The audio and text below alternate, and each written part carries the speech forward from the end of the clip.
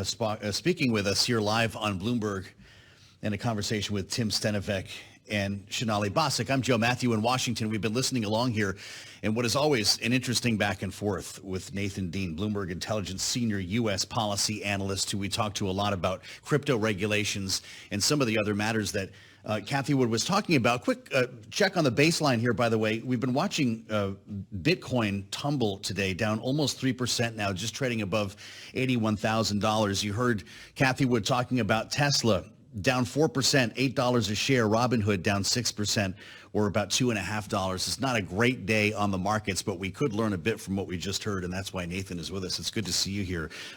Standing by targets for Bitcoin, despite the sort of sentiment that we've seen here since the last couple of weeks, since the big rally that followed the inauguration, the election, and the inauguration for that matter. What do you make of her steadfast view?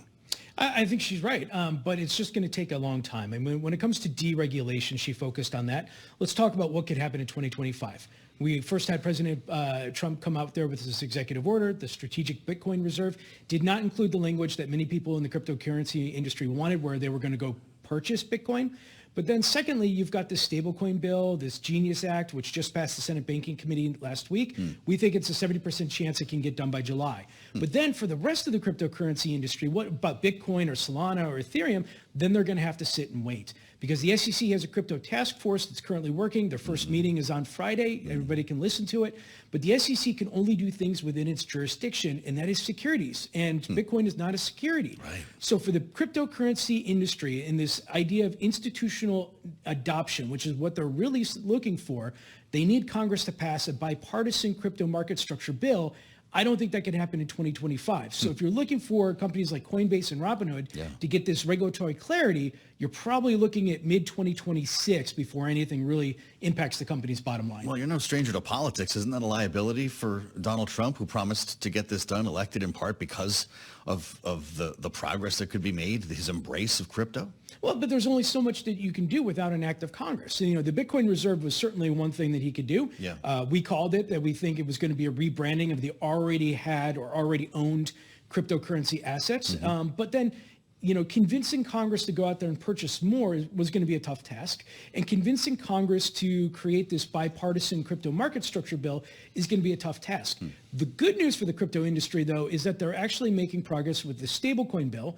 It passed the Senate Banking Committee 18-6. I did a vote count just before coming on this show. I think it gets 60. Really? So even if Elizabeth Warren comes out there and says that I'm going to filibuster, I think there's enough Democratic votes to overcome that. But then the idea is, what do we do with the spot markets for commodities like Bitcoin? The CFTC is the one that primarily the industry wants to have that authority, but it takes an act of Congress. I think it can get there.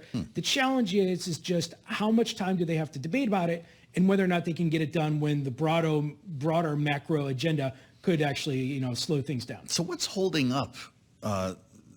Is it Democratic opposition to a framework bill? I thought we had kind of gotten our arms around this idea in the last Congress. Why such a long wait? So I think it's the political capital aspect of it, because look, I think you can eventually get to 60 votes in the Senate, but there are still a lot of skeptical Democrats out there. And there are a lot of folks saying, look, when President Trump has a meme coin and the meme coin goes up, a lot of people make money, and then subsequently it declines a couple of days later. That's something that's a lot of folks in the crypto industry don't like. We just heard Cathie Wood say meme coins, buyer beware, for speculation purposes. So I think what the Republicans did here, and this is specifically, I think, the Republicans in the Senate, is what they did here is they said, look, let's take the stablecoin piece first. That was the one that had the most bipartisan support. Let's get it over the line. Let's get it to the president's desk, and then we'll worry about market structure. Because had they gone forth with market structure, I think they would have been trying to boil the ocean as opposed to boiling that lake.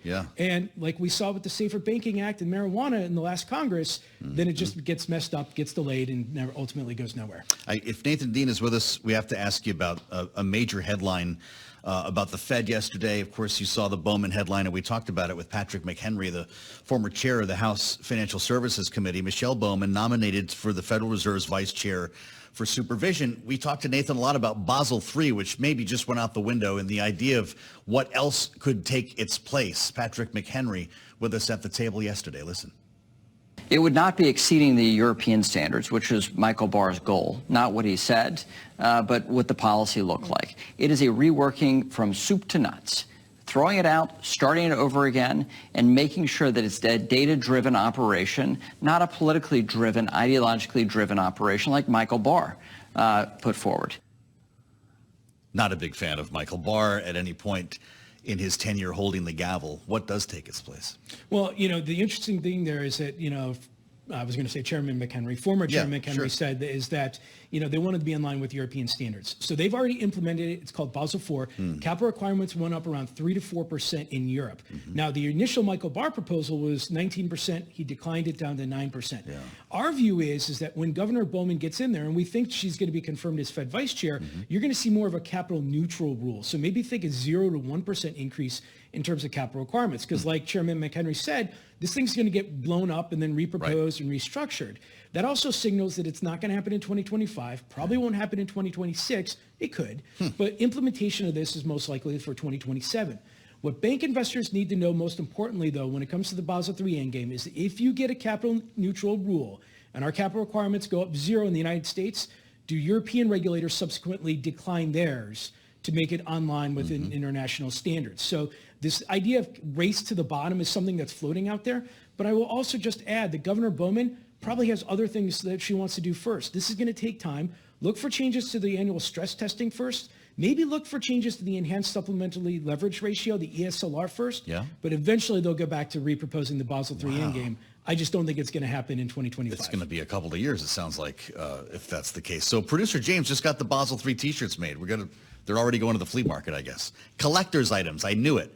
Nathan, thank you so much. Nathan Dean on the heels of Cathie Wood. Great to see you. Bloomberg Intelligence. Find him on the terminal, of course, and online. I'm Joe Matthew. This is Balance of Power on Bloomberg Radio on the satellite.